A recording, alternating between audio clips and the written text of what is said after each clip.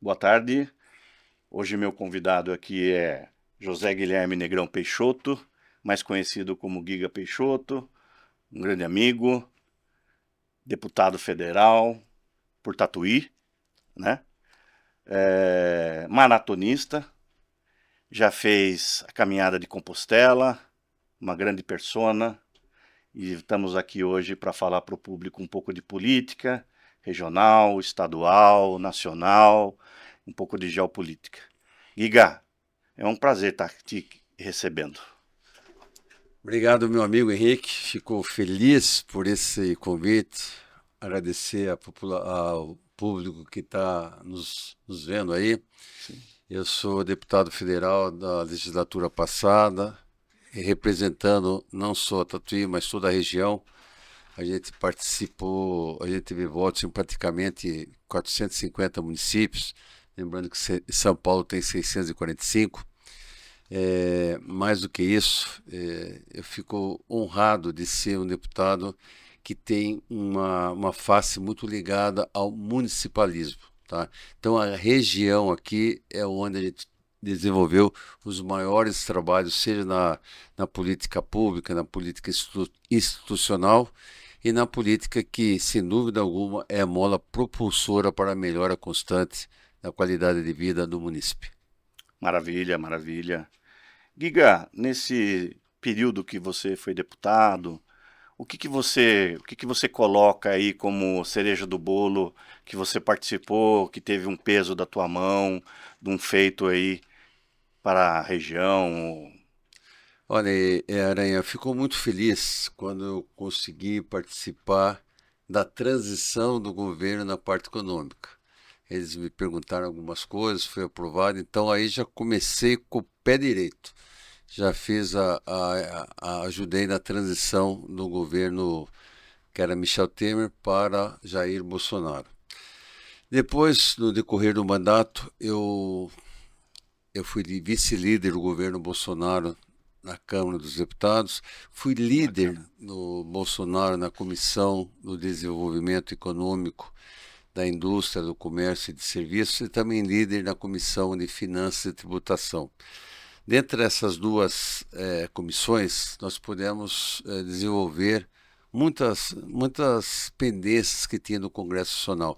O Congresso Nacional, Henrique, ele é um local que é pendência há 50, 60 anos de projetos que está lá. E nós conseguimos desengavetar alguns projetos para colocá-lo em prática para que a população fosse a grande beneficiada. Maravilha, maravilha. Eu sempre ouvi falar, e pelo que você chegou lá no Congresso, porque, o cara que chega de primeira vez, ele pega a filinha, a senha, entra na fila e aguarda. E você já logo no primeiro mandato já entrou num caminho e conseguiu realizar várias coisas, né? Inclusive assumindo cargos e responsabilidades que refletiu realmente na sua gestão, né? Eu fico feliz que tem um ranking chamado Ranking dos Políticos.org. E aí vai uma dica para os amigos aí, acompanhar o ranking dos políticos.org. Esse ranking é importantíssimo. E eu fui classificado no final do mandato como o sexto deputado mais atuante do Brasil. Nós somos em 513, eu fiquei em sexto mais avaliado, melhor avaliado do Brasil.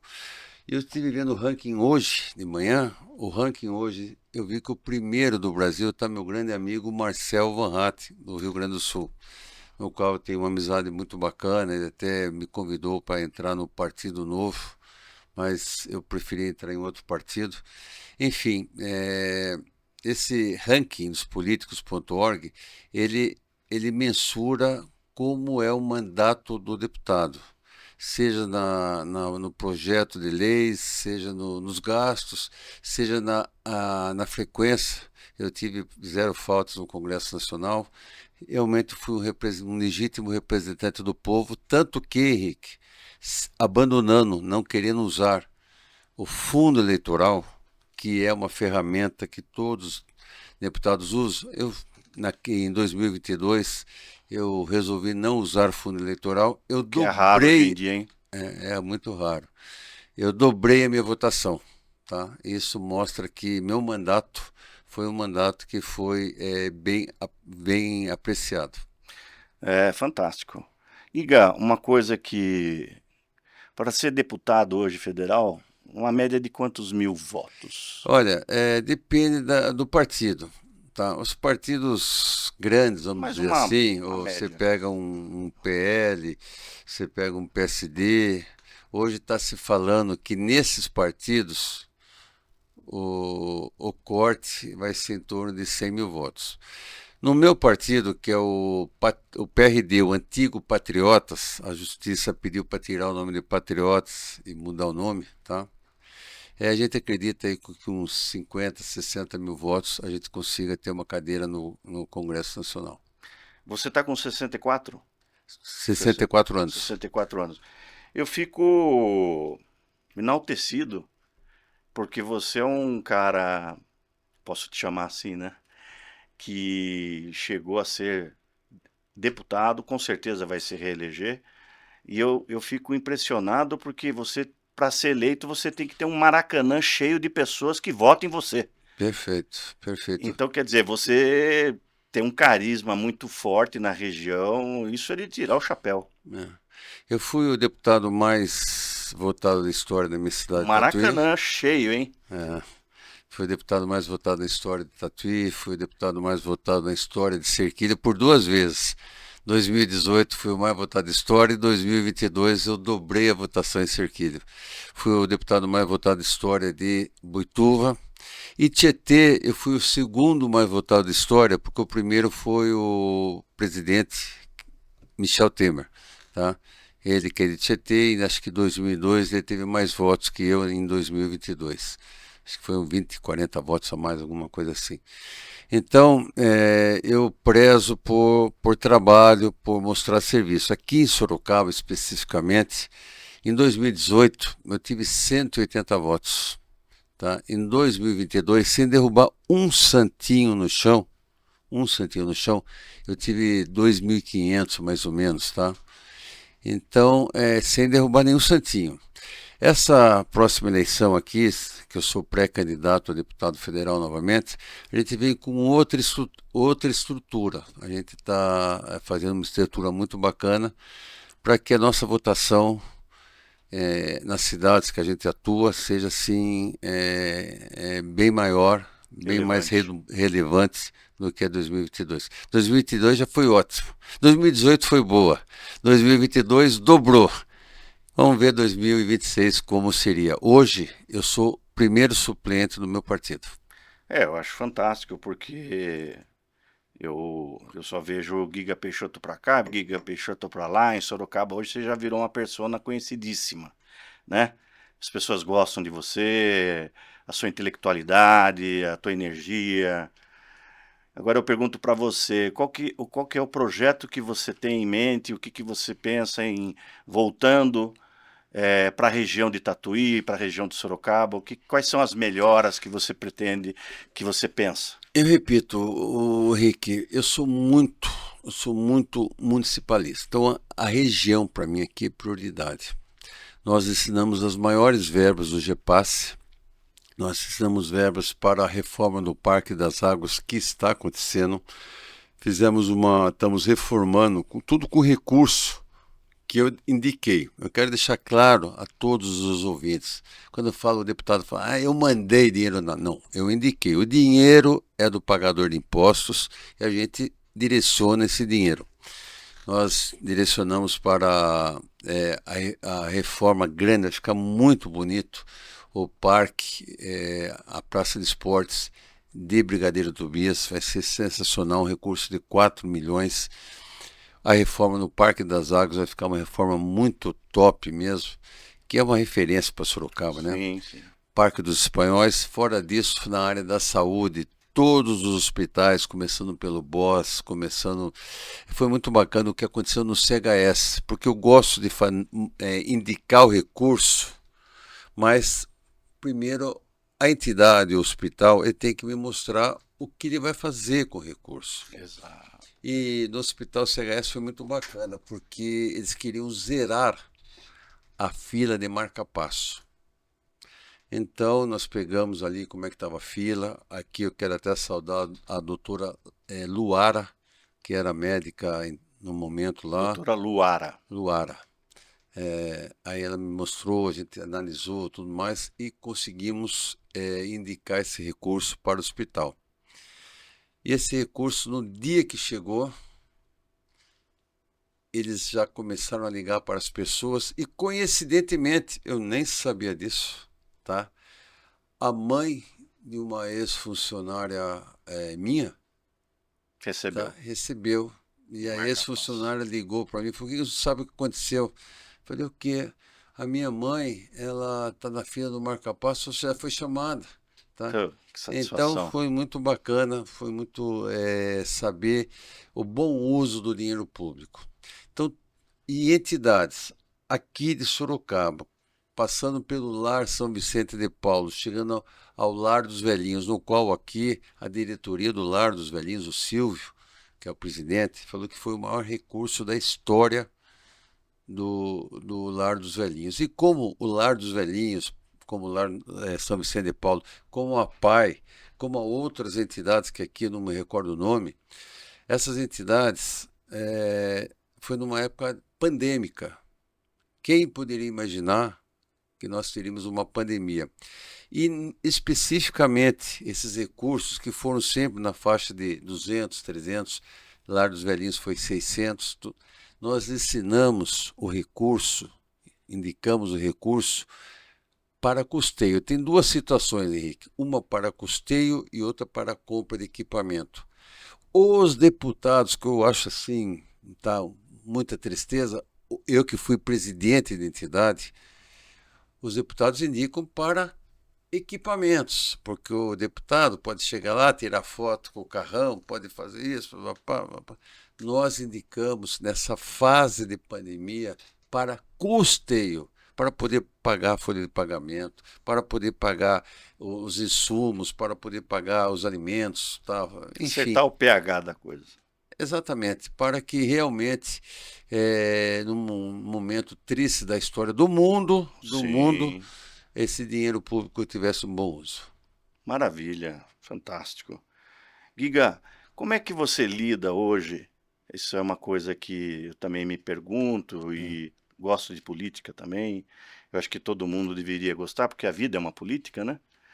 E hoje nós vivemos um momento complicado no Brasil, né? Os políticos e tudo mais. Então, é muito defamado o político. E as pessoas, vamos supor, o cara vai entrar na política, esse cara daqui a pouco já está roubando, ele vai mudar a personalidade dele, mas eu acho que é uma covardia o brasileiro não falar de política, participar, ele tem que participar da política. E as pessoas que têm projeção têm que se candidatar, né? E como é que você trabalha isso? Você é um deputado novo, jovem, de uma safra jovem, nova, né? Como que você trabalha isso na sua cabeça e como você passa isso para o público? Olha, é bom, uma pergunta muito interessante, tá? A política é o que muda a vida das pessoas. E aí você que decide se você quer boa política ou má política. Então você tem a ferramenta democrática, que é o seu voto, para você decidir o seu próprio futuro. Isso é muito importante. Como deputado, eu criei um curso para que sobre política. Porque tem muita gente boa, Henrique, que você, tenho certeza que você já escutou isso. Muita gente boa que chega e fala: "Pô, Henrique, toda vez me convidam para ser candidato a vereador, tá? Mas eu não quero ser." Papapá. Essa pessoa que está sendo vira e mexe convidada, ela é porque ela tem uma boa índole, porém ela não sabe quais as funções, quais o ônus e o bônus de um vereador. E nós criamos justamente um curso para que as pessoas entendam a função de um vereador, a função de um prefeito, a Fantástico. função de um deputado, tá? Poder executivo, poder legislativo. Então, aí quando a pessoa sai desse curso nosso, que é um curso bem simples, mas bem didático mesmo, a pessoa puxa as calças assim, fala: agora sim. Sai com o norte. Agora eu já sei, se alguém me convidar, eu vou sim participar na política, porque a política precisa de mim. Ele passou a entender. Tá? Ele passou a entender. Tem muita gente. Você já escutou isso aí? Alguém falar Sim. assim, pô, Henrique, pô, fulano me convida, ciclano me convida. E o cara, só que ele tem vergonha, ele fala, pô, mas eu não entendo nada de para que serve um vereador. É. Então, as pessoas têm que saber, têm que viver, têm que compartilhar a política. É impossível você viver sem política. E a sua ferramenta Política antes de democrática Cristo, né? Já é. existe. Então é muito interessante que as pessoas comecem a praticar a política. E eu Sim, sugiro a boa política. sim, sim. É isso aí, concordo plenamente. É. Vou fazer uma pergunta para você. Tarcísio, governador, você acha que deve sair a presidente? Você acha que deve se reeleger a governador? Qual que é um amigo pessoal seu, acredito? E o que você pensa disso hoje na atual conjuntura no cenário aí? Olha, o Tarcísio, eu conheço o Tarcísio, a gente já fui na casa dele, tá?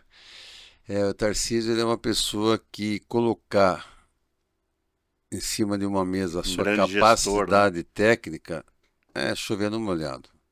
O Tarcísio é uma pessoa que tem uma visão muito boa, ele tem um planejador, ele é uma pessoa que sabe, ele vê o futuro das coisas ali, como é que é. Porém, o meu candidato a presidente chama Jair Messias Bolsonaro. Eu, eu, Você está firme e eu acredita. oro que seja o Jair Bolsonaro ainda. Não quero desistir, porque todos esses candidatos de direita que estão aí, tá? Que estão aí, todos foram eleitos, tá? Graças ao movimento Sim. do Jair Muita Bolsonaro. gente pegou carona no Tá? nome dele, né? Muita gente pegou e muita gente que é de direito foi. Eu sou um exemplo, tá? Eu sou um exemplo. Porém, eu jamais abandonarei o barco do Jair Bolsonaro, tá? Lealdade, coerência, princípios não se negociam. Então, o meu candidato a presidente será Jair Messias Bolsonaro. Depois, se não puder ver, aí a gente discute alguma coisa. Mas vamos falar de gestor. Começamos. Tarcísio de Freitas, gestor nota 1000 Ele é um para avião. São Paulo. Sem dúvida alguma, eu desconheço um governador melhor do que Tarcísio na minha vida. Ratinho Júnior está estourando. A aprovação dele no Paraná é a maior aprovação da história do Paraná. Zema, que pegou Minas Gerais, que estava falido, tinha 3 estados do Brasil falidos, Rio Grande do Sul, Minas Gerais e Bahia, que não pagavam funcionários públicos porque não tinha dinheiro. Tá? Olha a situação. Zema, que é da família mais rica lá de Minas Gerais, falou, pô, a gente ganha dinheiro aqui, faz tudo, e o que a gente faz? Nada, resolveu entrar na política. Acertou a vida de Minas Gerais. Então hoje nós temos excelentes players para disputar, seja uma renovação no governo do estado ou, quem sabe, a presidência. Maravilha, maravilha. Mas hoje não descarto jamais o nome de Jair Messias Bolsonaro. Não querendo viver esse ao passado, né? Mas a gente pode falar de um Paulo Guedes, né? Eu não sei o que está acontecendo hoje, quer dizer, a gente sabe o que vem acontecendo, mas Paulo Guedes era o camisa 9, né? Ou era o que fazia o gol. Em plena pandemia, as contas do governo Jair Messias Bolsonaro decolando, né? A economia decolando, ele conseguiu manter. Eu tenho pessoas que se reuniram de pessoas de instituição se reuniram com Paulo Guedes e ele falou: a gente não pode nem pensar em perder essa eleição porque o Brasil está pronto para decolar. E aí aconteceu o que aconteceu. E nós estamos vendo, na minha ótica, humilde ótica, essa tragédia que está acontecendo na economia. O que você tem para me falar disso, Olha, amigo? Diga. eu jamais acreditaria, eu que conheço o mercado financeiro, Jamais acreditaria que Dr. Paulo Guedes aceitasse a missão de ser ministro da Economia. Quando eu escutava isso em 2018, jamais. Hoje, o Dr. Paulo Guedes, o preço dele no mercado é R$ 1 milhão por mês, tá? Mas eu duvidava que ele aceitava, né? E no fim aceitou, tá? E na transição, como eu participei, como eu falei no começo, eu via lá de longe o Dr. Paulo Guedes. Aí eu falei, putz, vai chegar o momento que eu quero, né, conhecê-lo pessoalmente, né? Trabalhando ali, isso foi no período de dezembro, novembro de 2018. O presidente Bolsonaro assumiria dia 1º de janeiro de 2019. Um belo dia, eu comendo ali, um lugar vago, chega um senhor e pergunta, está ocupado aqui? Quem que era? Paulo Guedes. O próprio. Eu fiz uma pergunta para ele que eu nunca esqueço. Falei, nunca esqueço a resposta, né? Falei, doutor Paulo Guedes, o senhor que é conhecido no mundo, tá? Sim, E vale a pena lembrar que no governo Bolsonaro ele foi eleito o melhor ministro da economia do mundo, do do mundo. planeta, Sim, sim, sim. tá? O senhor aceitou esse cargo, né? Ele falou assim, meu filho, dinheiro só muda de mão. Eu quero deixar um país para que a geração das minhas netas sejam privilegiadas desse mandato. Muito sábio, muito É, sábio. sábio, sábio. Ah, então aí de repente a gente vê hoje um ministro da economia que fala que não entende nada de economia, que, que o único cursinho que ele fez de 2 meses ele colou ainda. É. É uma vergonha, é uma vergonha, uma vergonha. Esse governo é uma vergonha, né? Esse governo é uma vergonha. Eu vi uma pesquisa outro dia, não me lembro a fonte, e a pessoa estava falando que 80% do brasileiro sabe escrever, mas não tem a consciência cognitiva para entender o que leu. E aí ele vai se basear na mídia tendenciosa. Como que você vê isso? Olha, eu acho isso muito ruim, mas eu quero aqui alertar todos. Em pesquisas feitas pelo Instituto Paraná, que é uma das instituições que eu tenho mais respeito no tocante à pesquisa, tá? A geração Z está cada vez aumentando e a geração Z está pendendo para o lado de direita. Tá começando a saber o que nós falamos lá no começo do seu podcast, a necessidade de saber de política.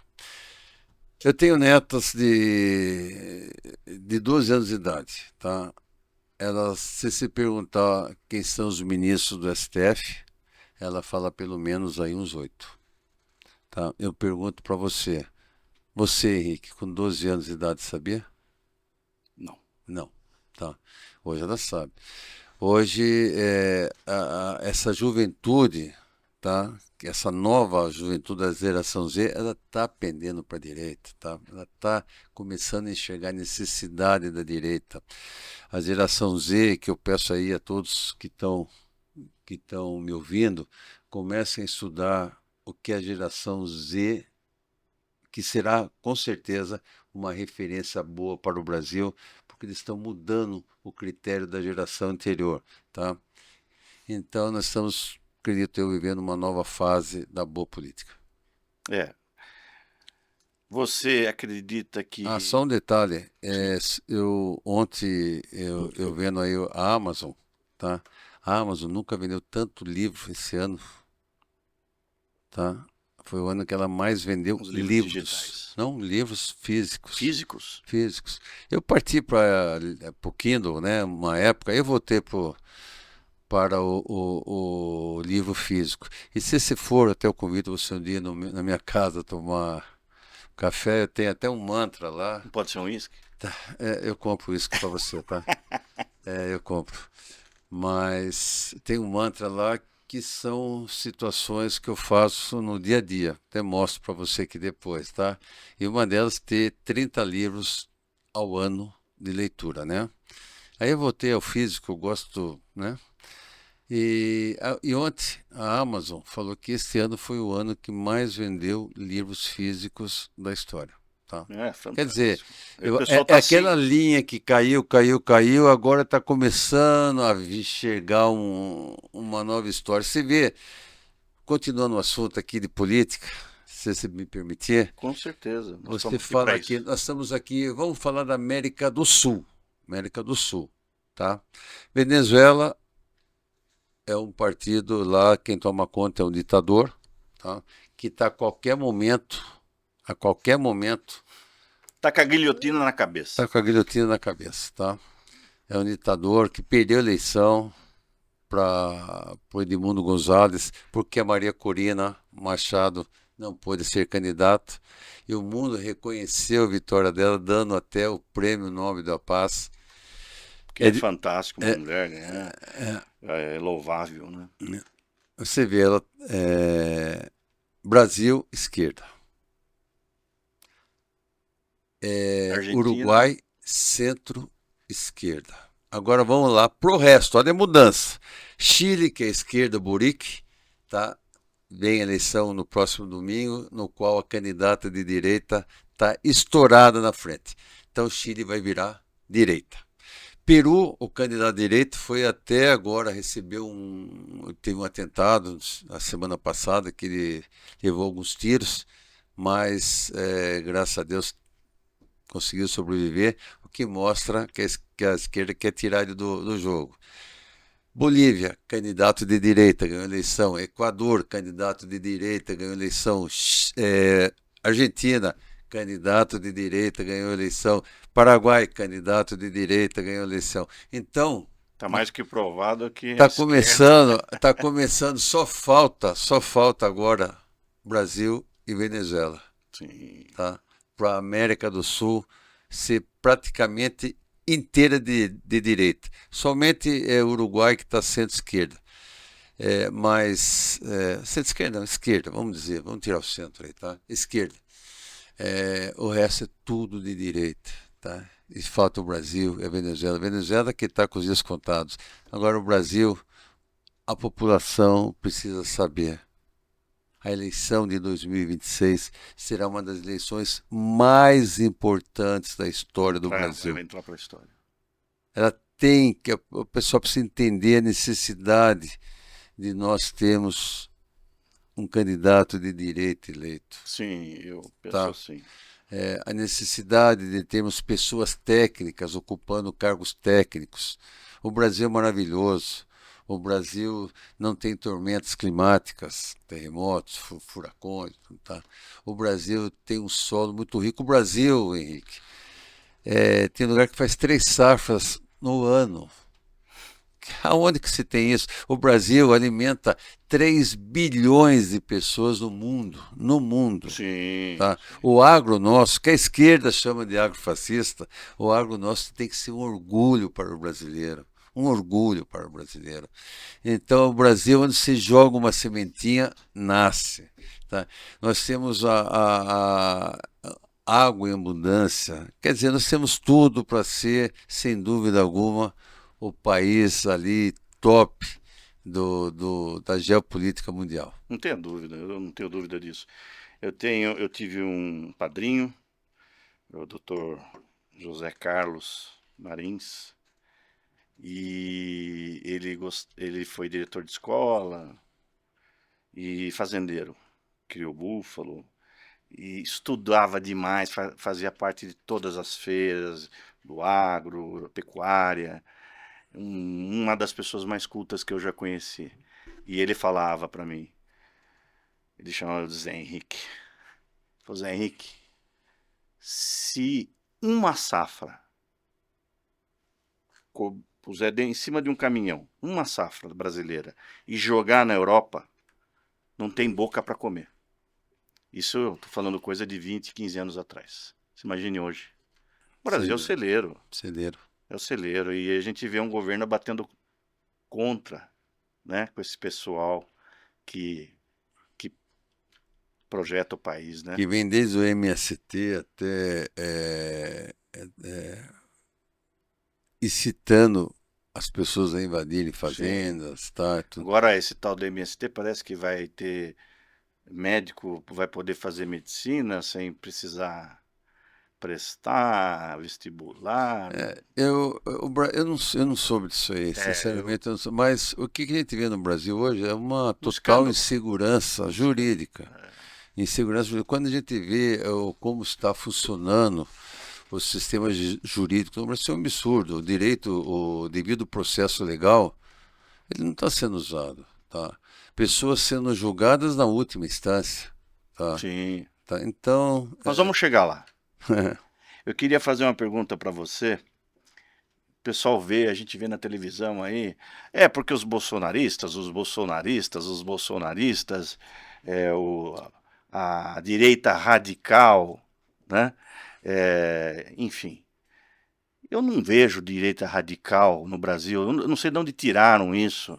Direita radical para mim são neonazistas, né? Isso é combatido no mundo inteiro, isso é exterminar, é extinguido. Então, assim, como é que se vê? Como é que é a tua ótica dessa esse discurso que se faz de bolsonarista, de direita radical? Eu não vejo dessa forma. olha, O radicalismo não partiu não partiu da direita. esse é um assunto muito complicado, até porque são as pessoas nem, tá? Então a pessoa chega, olha, eu não sou nem de direita nem de esquerda. Isso aí não existe, Não existe. tá? Eu pergunto para o ouvinte, você que está nos assistindo, você é a favor do, do aborto?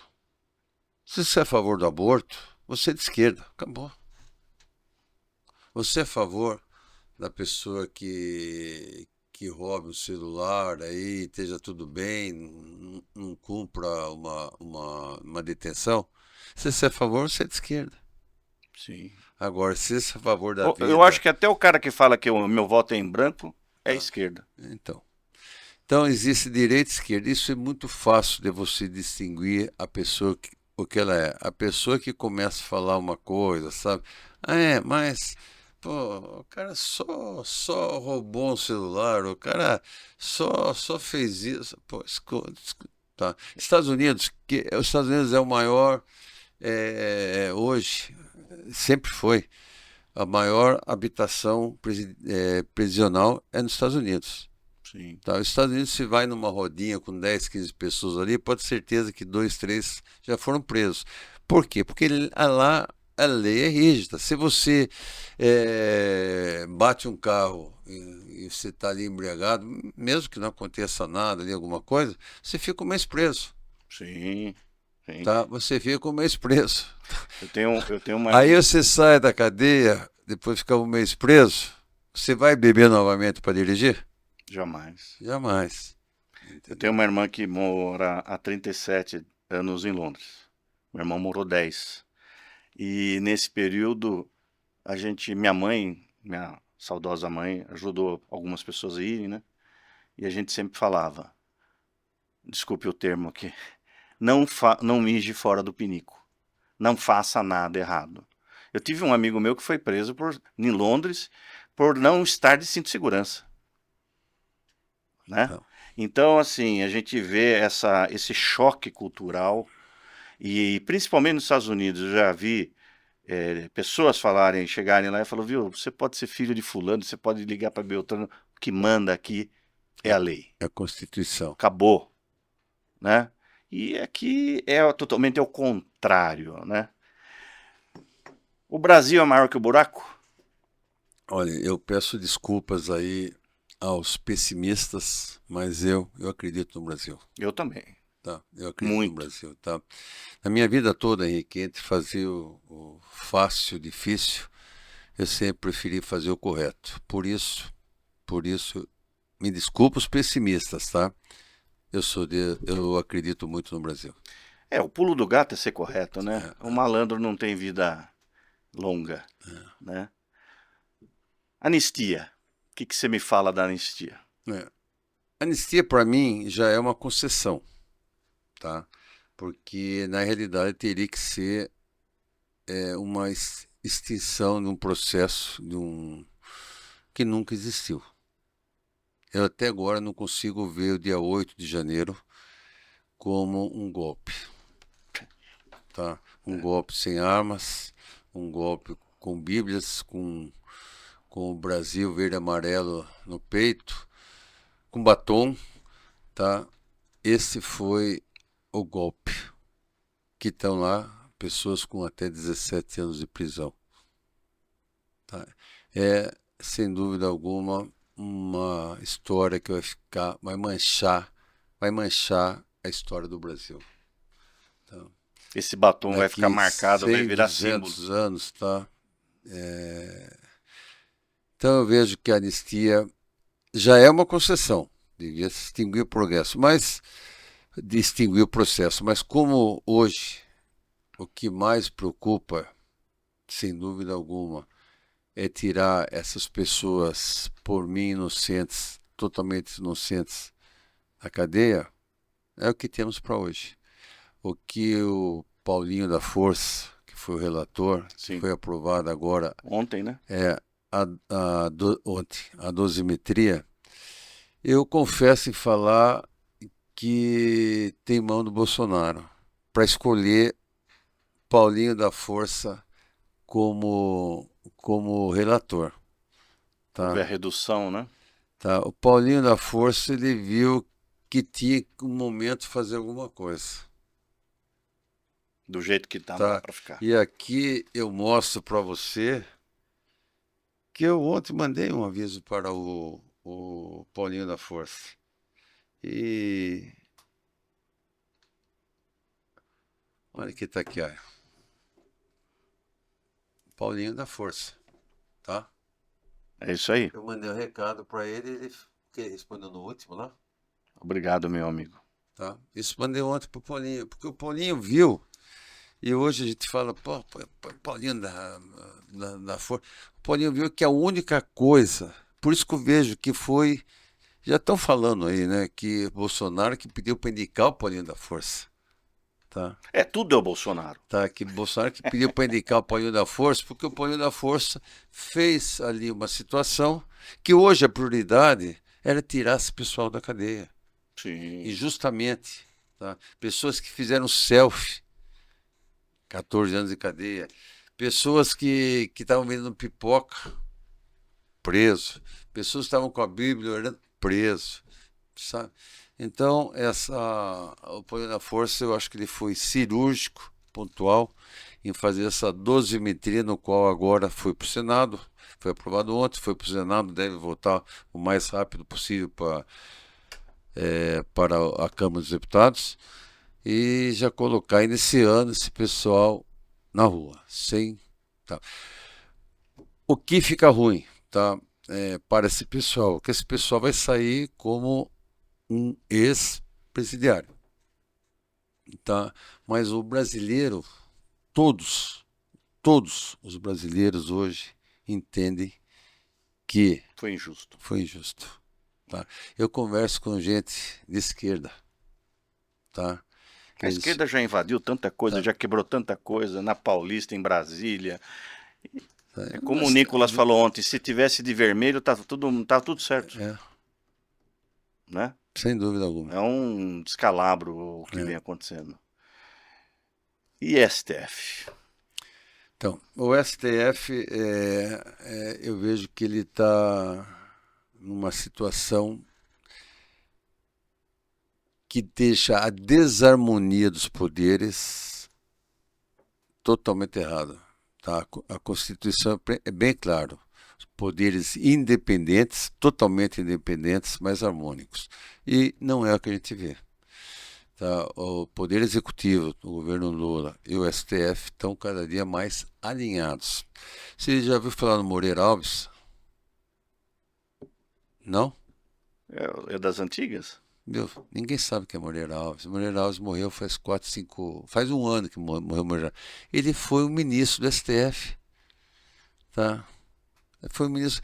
Você vê como que era a atuação dos ministros do STF. Eu ia falar isso tá? agora. A atuação deles era ali, sem holofotes, sem dar palestra, sem nada. Exato. A atuação deles lá era pegar a Constituição Federal e aplicar a Constituição Federal. Tá? Moreira Alves morreu, um ex-ministro da STF que ninguém conhecia, não tinha foto dele, não tinha nada. Eu vi outro Tá? dia a entrevista de um ex-ministro do STF. Eles estavam, dois ministros do STF aposentados, os últimos dois, estavam lá no. Marco Aurélio Melo? Eu tenho um déficit de guardar nome. Ah, E eu achei fantástico o que ele falou. Quando se fala muito, nós estamos vivendo um STF que hoje é ouvido nos quatro cantos do país, do mundo. do mundo. Alguma coisa está errada, né? Deixou de fazer justiça para fazer política. Nós temos 800, nos Estados Unidos, tem 800 pessoas sancionadas pela Magnitsky. Tá? A Magnitsky deixa a pessoa enterrada no sistema financeiro. Acho que não só a pessoa, como Tá? o resto das gerações, Tá? da família. Da família. E nós temos um ministro da mais alta corte sancionado. É vergonhoso. É vergonhoso. É vergonhoso. Tá? É vergonhoso. E é tão importante essa eleição, mas tão importante essa eleição, porque o próximo presidente vai colocar mais dois. É. Tá? Mais dois, tá? E no debate falou que, imagina, Colocar amigos, jamais. colocar amigos jamais. Colocou o advogado dele. É um negócio Tá? Entendeu? que parece-me que vai julgar o Moro. E para você ver, Henrique, A banana comendo o macaco? para não falar do poste do Exato. cachorro. Tá? Então, esse país é. Mas eu ainda acredito que, voltando à direita, pegando aí um Pelé na economia, e não esse que colou para estar na economia, a turma acha que eu sou muito positivo, né? Eu acho que em 4, 5 anos, pegar um cara bom, o Brasil decola novamente. Nós temos que dar o primeiro passo. E o primeiro passo, eu oro todos os dias para que o eleitor ele saiba em quem está votando. Que ele pare com as mídias tradicionais, como a TV Globo, Folha de São Paulo, e comece a ver mídias alternativas, tá? Mídias alternativas. A busca da verdade. A busca da verdade. Fala que o Brasil está no menor índice de desemprego. Mas olha a jogada que o IBGE fez. Colocou como pessoas ocupadas, empregadas, quem recebe Bolsa Família. Nós temos 56 milhões de pessoas que recebem Bolsa Família. Como que vai ser? Como que. É uma compra de voto. Essas pessoas estão empregadas pelo IBGE. Então, no Brasil, o nível está abaixo de nível de emprego porque as pessoas estão empregadas no Bolsa Família. Tá? E você sabe, hoje para você contratar uma pessoa fica difícil, porque a pessoa não pode ser registrada porque recebe a Bolsa Família. Eu acho o Bolsa Família, Henrique Aranha, muito importante, tá? Sim. Mas ela tem que ser ao contrário do que está sendo hoje. Hoje é um funil, uma moeda de troca, que entra muita gente ali e não consegue sair. Devia ser o contrário. Entra pouquinhos e para sair ser muito fácil. A pessoa receber uma bolsa assistencial como Bolsa Família, ela tem que ter data de entrada, um acompanhamento e a data de saída. Tá? Opa, você está recebendo Bolsa Família, por que você está procurando emprego? Tá? Entendeu? Agora o governo quer ser o paizão, tá? Deixar tudo ali na mão dele. escalonado. E o Brasil está se tornando uma Venezuela. A história da Venezuela é bem clara. Em 1980 era a quarta economia do mundo, chegou a terceira. Na América do Sul, disparada a primeira. A Venezuela tem a maior reserva de petróleo do mundo, passando a Arábia Saudita, tudo. Mas o governo Hugo Chávez que resolveu ali dominar tudo, estatizar tudo, retirou a estação RV-TV, que era a estação de televisão, que tinha um jornalismo totalmente imparcial, fechou essa televisão, quer dizer, virou tudo estatal. É tudo estatal. Aí você pega, o que acontece? As pessoas mais ricas estão indo embora, foram embora. Depois foram embora os profissionais, os graduados, profissionais liberais. Depois foram os técnicos embora da Venezuela. Tá? E só ficou os pobres.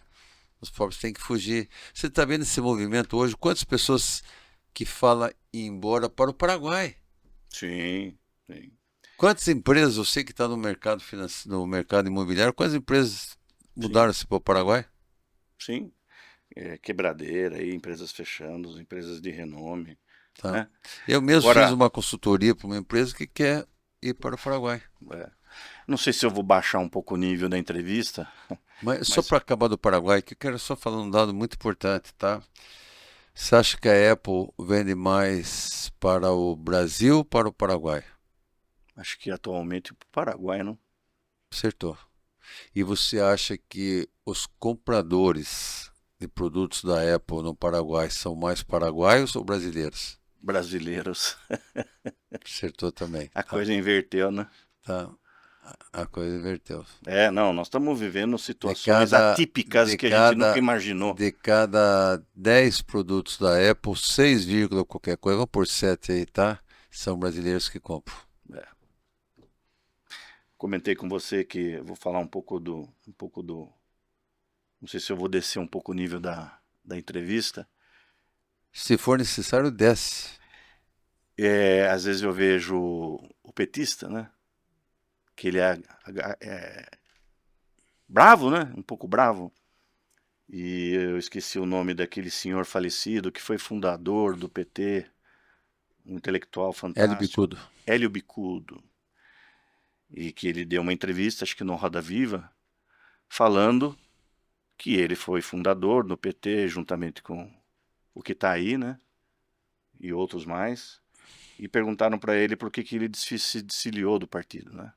Ele falou: é muito simples. Eu conheci essa pessoa, morava num apartamento, banheiro, cozinha, sala, mas nada, e quarto. Aí ele vira e fala assim: como é que essa pessoa se torna a maior fortuna, uma das maiores, ou a maior fortuna do Brasil? Ele falou: tô fora. Aí eu sempre viro e falo para os petistas que se provar para mim como é que é a fórmula do sucesso, como é que ele chegou a ser, né, o filho é o Pelé da economia, Ronaldinho. o Ronaldinho da economia. Falei: se você me provar como é que ele conseguiu essa fortuna, porque eu estou trabalhando desde os meus 13 anos, eu ponho a camisa vermelha e saio na rua. Até Perfeito. hoje ninguém provou. Perfeito. Um cara que fuma charuto cubano, anda de jato, toma champanhe francesa, roda o mundo inteiro e não trabalha para um país. Viu? Eu quero que esse petista que você fala aí, ele só dá uma olhada no cenário, tá? Como é que está a saúde? Péssima. Como é que está a infraestrutura? Péssima. Tudo péssimo. Como é que está o governo? Bom, inflado. O governo Bolsonaro tínhamos 23 ministros. Tá? Eu já Enxuto. achava muito, viu? É, Já achava muito. mas enxuto. E nas reuniões que eu tive com o presidente Bolsonaro, que ele chamava a gente para o café, eu E falava uma equipe fantástica. que tinha que diminuir até, tá? Poderia cortar mais ministérios. De 23 nós fomos para 39, tá? Ministério da Igualdade Racial. Henrique, o que que o Ministério da Igualdade Racial faz? Estou tentando descobrir. Porque crime racial já está na Constituição, tá? Racismo já está na Constituição. A pessoa é presa, tá, por atos racismos. Agora, igualdade racial, eu não entendo por que serve isso. Exato. Esse ministério que tem 430 funcionários, tá? Que a ministra pega o jatinho para vir esse jogo do Flamengo contra o São Paulo, tá? Aqui a Fabtour, Mas parece que já está acabando a gasolina, né? tá? Já não tem. Entendeu? Então nós ficamos à mercê de um governo gastador que faz as maiores delegações, tá, para ir em qualquer país, que viaja, mais fica fora do país do que aqui, que é um pigmeu diplomático, que quer resolver as coisas do mundo numa mesa de bar tomando uma cervejinha, Ele, não, nós vamos parar a guerra. tá? Tomando, se não der certo na primeira cerveja, na segunda, na terceira ou na quarta, mas eu termino uma guerra. É. E aí chega o Trump em um mês, ele termina com 7 guerras, se não me engano. Então, você viu como são as coisas, tá? Olha na mão de Agora, quem nós estamos. e graças a Deus, tá? O Trump foi o primeiro presidente da história dos Estados Unidos. Estados Unidos, você só pode ser presidente 2 vezes, tá? Você não pode ser mais que 3. E geralmente a pessoa fazia uma e já era reeleito na segunda. Trump, numa eleição suspeita, ele perdeu a reeleição para o Biden, tá? E foi o primeiro presidente que retornou para o É, mandato. isso eu achei incrível. Numa eleição Gador. esmagadora, tá? Esmagadora, tá? E o lema do Trump é fazer a América novamente, tá? Feliz, Sim, tá? sim. E aí nós estamos vendo que os Estados Unidos quer acabar com o narcotráfico, tá? E quais são os, os países narco-estado? Brasil, Colômbia, que eu esqueci de falar Bolívia. aquela hora, que é de esquerda, tá? E Venezuela, tá? Então, gente, segura, o loirão é fera, viu? É, não, sacudiu o planeta. Resetou a economia do mundo, né? Então, mas tem muita gente que é contra, né?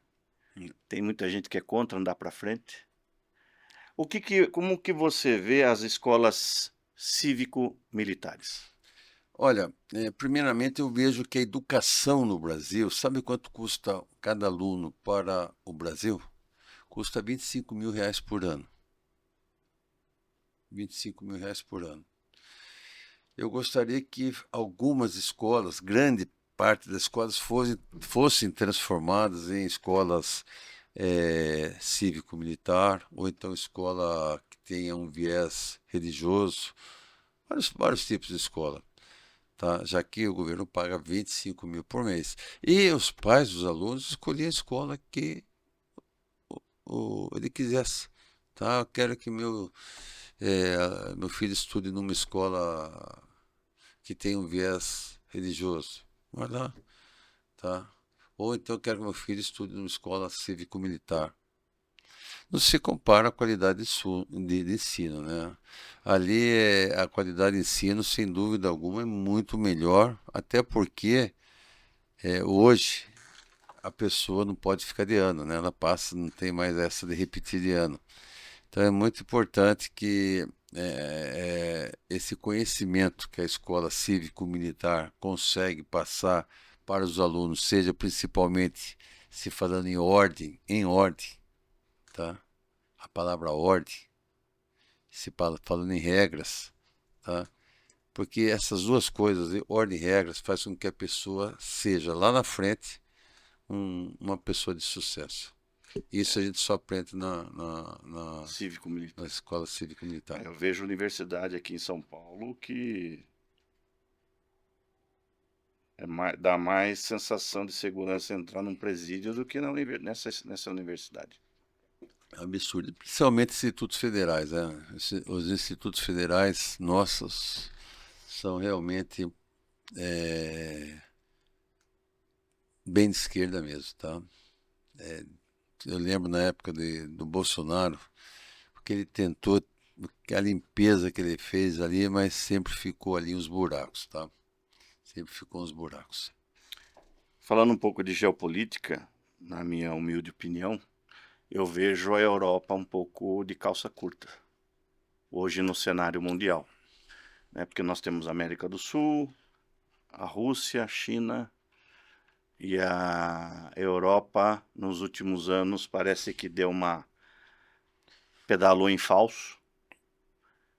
Tem-se muito dinheiro, mas para se reverter essa situação leva-se tempo.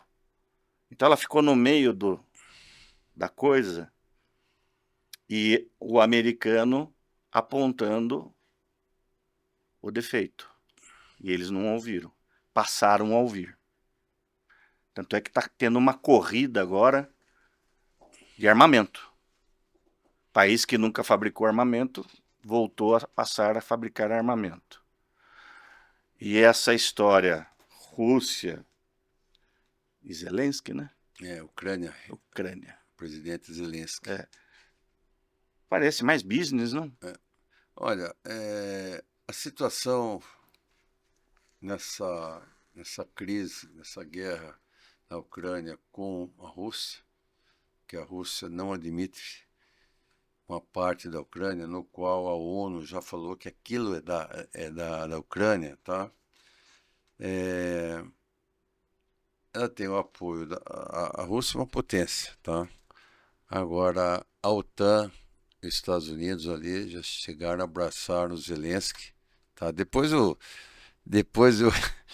Trump deu uma puxada da orelha do Zelensky, tá? E eu acredito que está começando a criar um movimento de paz, tá? Graças a quem? O Trump. A Trump. O Trump, ele cancelou a ida dos Tomahawk.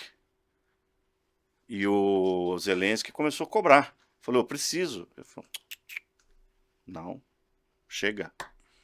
Coisa que o Biden...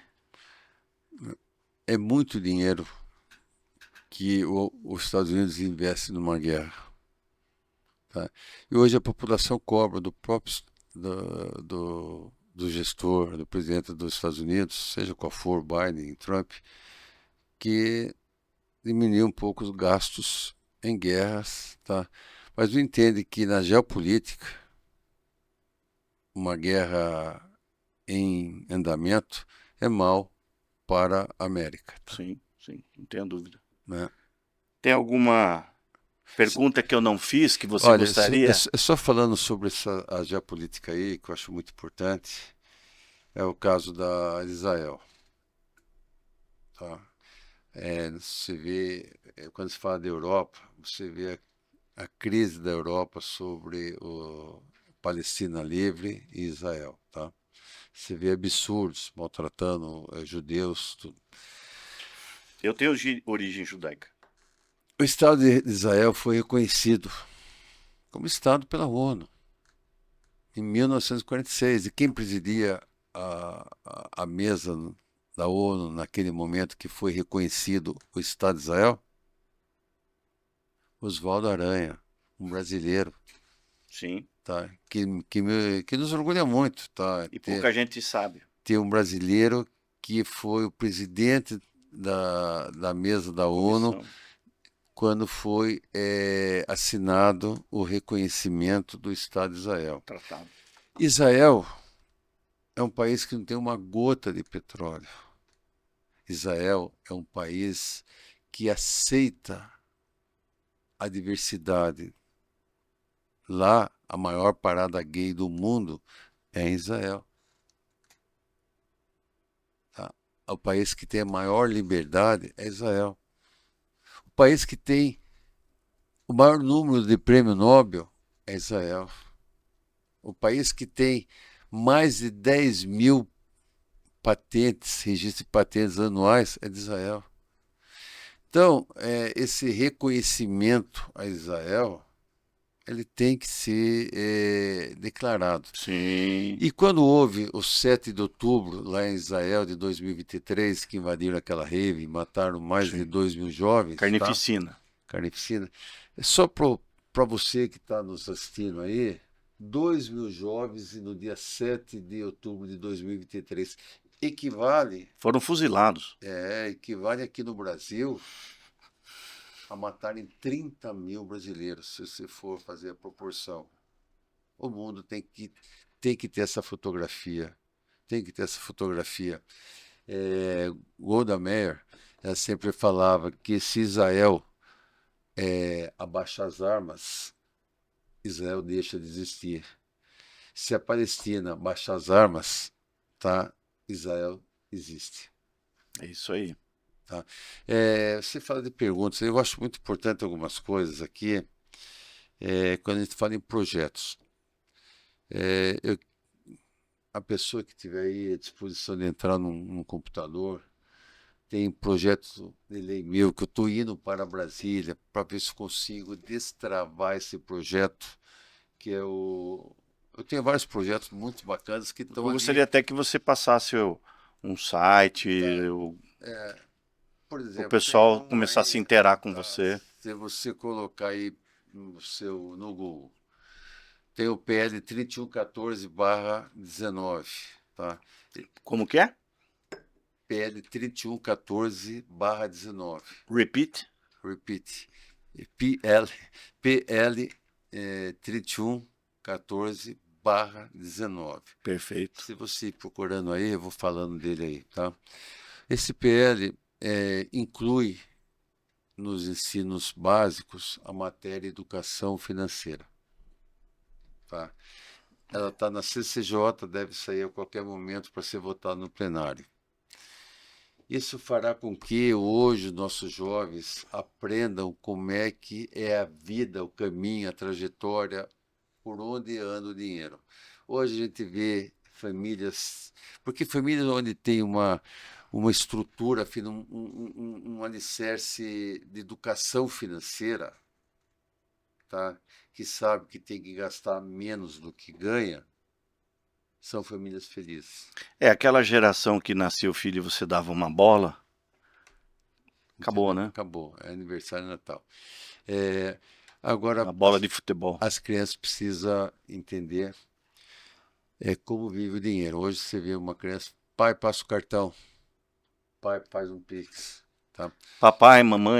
mamãe, Hoje eu tenho eu quero. as minhas netas, eu tenho 3 netas, todas têm cartão de débito. E hoje os bancos dão para menores cartão de débito. Minha neta, a Helena, que hoje, exatamente hoje, está fazendo 10 anos, tá? Parabéns para como é o nome dela? Helena, Helena. Os parabéns aqui. é, Muita saúde, a muita minha netinha paz. Tá bem caçulinha. de vô. Eu tô melhor de neta. É. Viu? Aí eles têm cartão de débito. Eu dou R$ 150 para cada uma das três, tá? Para eles pagarem o lanche na cantina da escola. Então elas vão lá, colocam o cartão ali, elas sabem que tem que tampar ali para ninguém ver a senha, sabe? Tá? E fazem ali. Aí o que elas têm que fazer, Henrique? Elas têm que chegar na casa, Dá conta. pegar o caderninho, Anotar. anotar, fazer as continhas, tem o tanto de saldo. Fantástico. Então elas sabem que o cartão delas tem limite. Exato. Automaticamente já cria na cabeça dela que o cartão do pai, da mãe, do avô tem limite. E a vida, Henrique, é cheia de limites. Com certeza. Tem que ser cheia de regras, tá? Eu acho que a vida é mais feita de não do que de sim, É. A gente né? tem que. O cara que não sabe, a criança que o pai que educa o filho sem saber sem ou não, e a frustração tá criando uma bomba relógio. Meu, chega essa história do pai e a mãe querer transferir educação para a escola, tá? Quem educa é o pai e a mãe. Quem Sim. ensina português, matemática, geografia é a escola. Mas a educação é na casa. Eu até queria dedicar essa entrevista ao meu saudoso pai que faleceu esse ano, Eu me né? recordo. A minha mãe. Meu pai faleceu com 96 anos, lúcido. Um cara que demorou um tempo para mim sacar a persona dele, um cara que sempre viveu dentro do, do quadrado dele. Nunca se preocupou com o que o outro tem, com o que o vizinho tem, com o que o parente tem. E nunca vi ninguém cobrar meu pai, nunca vi. Então, assim, sabedoria. sempre feliz, né? E ele fala, quando você falou da sua liderança na política, eu lembrei do meu pai, porque você falou da sua história, né? Como deputado e jovem que é, com essa liderança. O meu pai, aos 96, ele falava: vou chegar aos 100. Não estou vendo ninguém na frente, nem do lado e nem atrás. É muito importante, você falou aí, essa liderança jovem. Quando se fala jovem, é jovem na política. Sim. Porque eu entrei na política com uma certa idade já. Tá? Eu entrei para disputar a prefeitura de Tatuí como prefeito de Tatuí. Depois de prefeito de Tatuí, eu fui para deputado federal, o primeiro da história de Tatuí. Mas isso depois de uma certa idade. Então, eu sou jovem na política, apesar dos meus cabelos brancos já serem ali Esse problema não tem. 64 anos, indo para 65, e mais com muita vontade de ver ainda vivo que nós, você, vamos entregar. Parece difícil, mas eu oro e torço por isso e trabalho para isso, que a gente possa entregar um país melhor do que nós recebemos. Eu não tenho dúvida. Não Tá? tenho Mas nós dúvida. temos que trabalhar. Eu não sei se eu deveria falar isso, mas Pode falar. eu sei que você faz parte de um grupo, não sei se é terrorista, se é anarquista, que se chama Senadinho, que foi composto dentro da Padaria Real, Que você faz parte. o que vos fala faz parte, É. e que tumultua a entrada ali da padaria todos os domingos, inclusive o atual prefeito faz parte. Isso daí é uma subversão, hein? É. Ali o Senadinho, ali você faz parte, o Senadinho É um ali. grupo do WhatsApp, pessoal. Nós fizemos um grupo ali, Senadinho, da Padaria Real, todos os domingos de manhã. Eu saio da minha cidade, venho para Sorocaba só para tomar café com Exato. vocês ali no domingo. Eu fico feliz ali que tem ali a gente resolve todos os problemas, não só de Sorocaba, da região do Brasil e do mundo. Todos são resolvidos ali. Queria que os grandes líderes participassem ali, ouvissem a opinião de todo mundo, porque sairia com o problema Ali, quanto maior solucionado. for a mentira e quanto mais for valente, se destaca. Só que é importante ver que a gente tem ali as pessoas que não faltam. São pessoas de Tá? coração. As Como que é o pessoas nome do perigoso lá? as pessoas que estão ali no número um que não faltam é justamente o Edson Haddad, que tem o carinhoso apelido de Perigoso. Perigoso. O Nosso Edson que querido Edson tem Haddad. 85 anos de idade. E quem nunca falta também é o nosso prefeito atual, Fernando, Fernando. que se você puder deixar eu falar algumas palavras sobre isso, porque eu sou muito Lógico. questionado sobre a situação que anda Sorocaba. Eu ia falar isso agora. Eu, Perguntar para você. Eu também tenho meu ponto de vista. Eu converso com o Fernando algumas vezes na semana, a gente tem um diálogo bem aberto, tá? O Fernando é aquele que tem dois ouvidos e uma boca, quer dizer, dois ouvidos para escutar e uma para falar. Então eu sei que as opiniões que são dadas para ele pega, matura, estuda, faz e faz. Eu fiz um post na internet que foi replicado até pelo Crespo, tá? Que era o antigo prefeito daqui de Sorocaba, né? Sim. E o Crespo, quando ele fez essa réplica do meu post, eu demonstrei nesse post a sinceridade que eu sinto por Sorocaba. Eu vou até passar para você dar uma lida depois aqui, tá?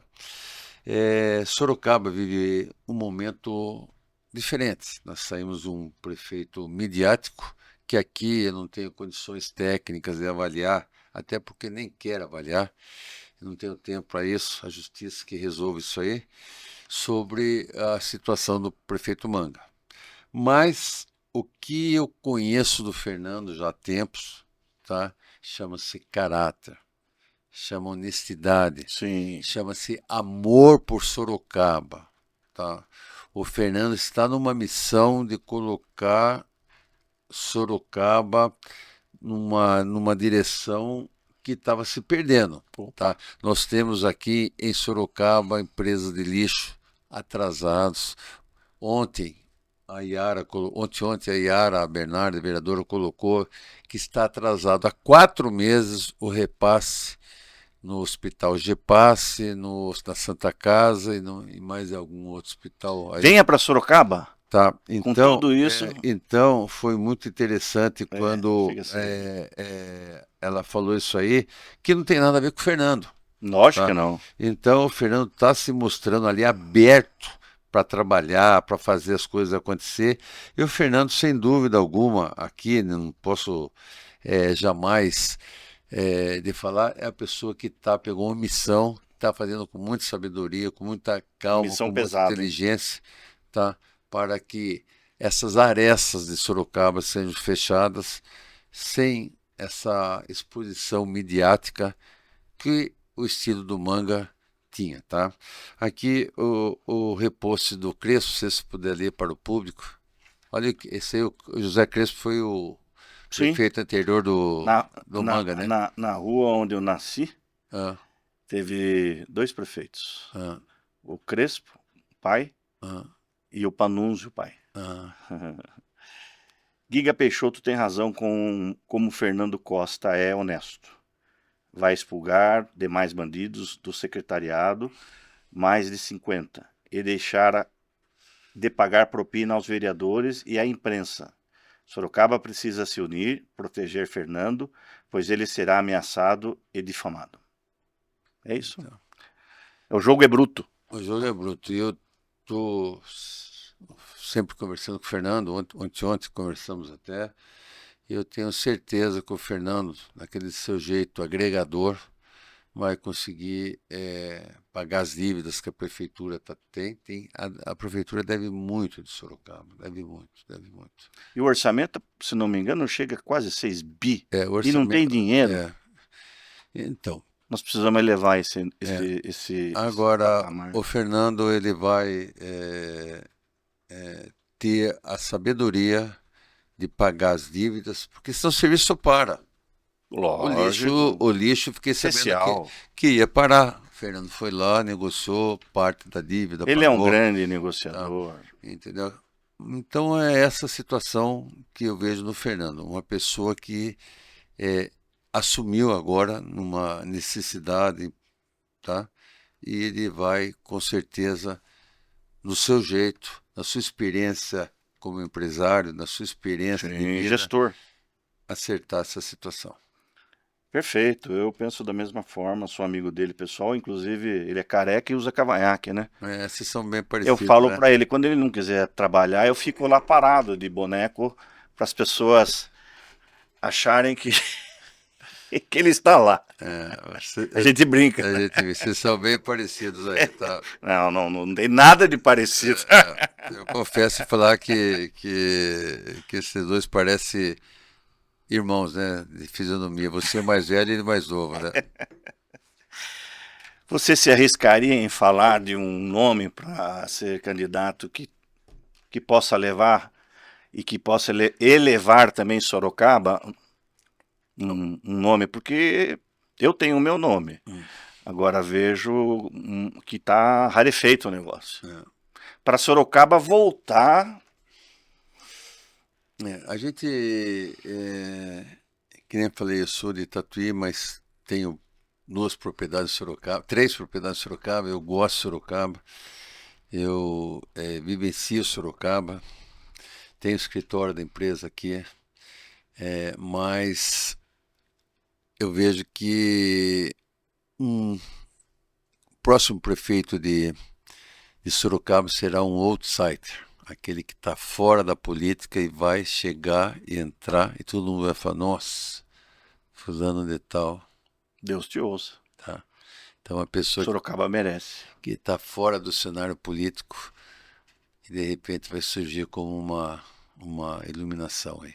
Sorocaba é uma cidade estratégica, Tá a 80 quilômetros de São Paulo, acho que é a quarta, sexta cidade maior do mundo, né? Tem do aí Brasil. empresas fantásticas, Tem aqui merece estar no lugar que está. aeroporto de Campinas, tá? Tem um aeroporto aqui de cargas aí que está selecionado perto da Raposo, quer dizer, Porto perto não, Seco, dentro aduaneira. de Sorocaba, Franco de Gregório é o proprietário. é, Porto Seco.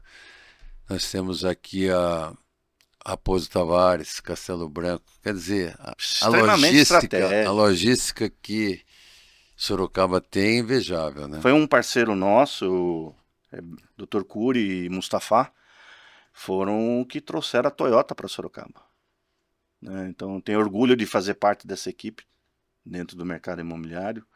Toyota trouxe uma repercussão, né? O japonês ele não escolhe por acaso, né? Tudo tem que ter um porquê, né? E vou até falar quando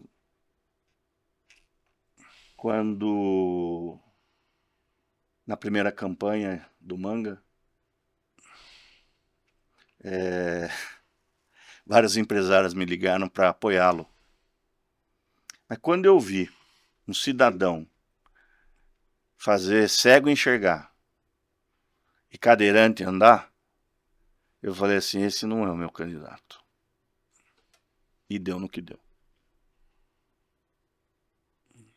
Você quer fazer algumas ponderações? Estamos chegando no Eu final. queria agradecer primeiramente a Deus a oportunidade de estar aqui nesse podcast. Deus em primeiro lugar. Sempre, tá? Quando eu fiquei emocionado quando você falou do seu pai, da Obrigado. sua mãe, eu queria também agradecer meu pai e minha mãe, que há muitos anos estão longe dos meus olhos físicos, mas sempre estão presentes no meu coração. Eu Sim. perdi meu pai há muitos anos, minha mãe também.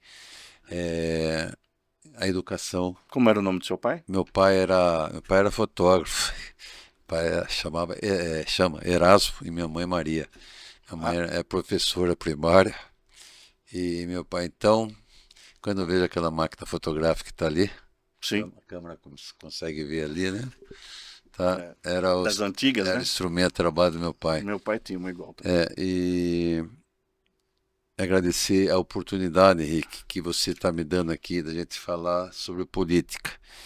E dizer a todos vocês que estão me vendo nesse momento que dentro dos meus princípios e das nossas leis, eu sempre estarei em pé e a ordem para a região metropolitana e administrativa de Sorocaba. Porque, Henrique, não existe uma cidade rica, existe uma região rica, uma região progressista. E é isso que eu quero sempre ter em mente para a nossa região. Obrigado pela oportunidade. Obrigado, Kaique. Eu só vou mencionar aqui o nome do meu pai, Antônio Aranha, e o nome da minha mãe, Maria Aparecida Marins Aranha. Esse programa é em homenagem aos seus pais, aos meus pais, e que você continue aí com essa sorriso, com essa energia, que você é um agregador, chegou em Sorocaba aí e tá todo mundo reunido com você de coração. Obrigado, Henrique. Eu agradeço de coração e fico muito lisonjeado. É uma honra estar com você aqui, tá? Nesse momento, eu quero deixar claro, a região sorocabana acima de tudo e Deus acima de todos. Exatamente. Esse é o Giga Peixoto. Obrigado, Giga. Um abraço. Abraço mesmo.